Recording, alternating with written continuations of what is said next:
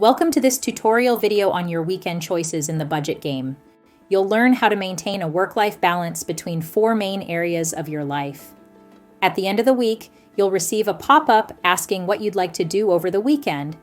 There are 4 options to choose from: work extra hours, socialize with friends and family, do household chores, or study and work on professional development. If you choose to work extra hours, this will launch a mini game where you play to earn extra money. This extra money won't show up immediately in your account, but will be included in your next paycheck. This is a great option to help balance your budget if you're falling behind.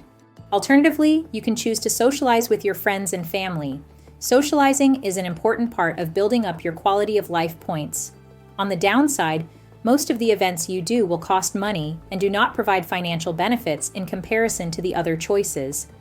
Another option is to take care of household chores, which includes doing things like keeping your apartment neat and tidy.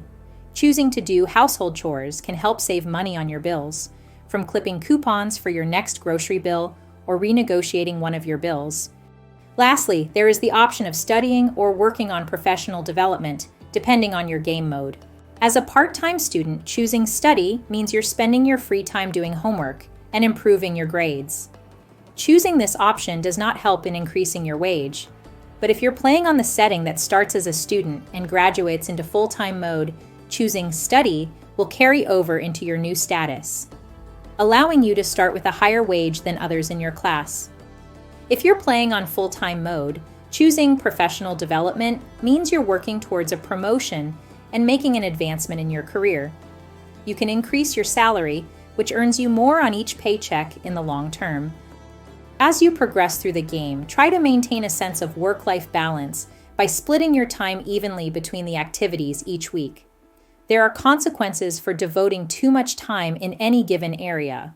For example, if you never take care of household chores, you could get a cockroach infestation and have to pay a lot of money for an exterminator. Thanks for watching.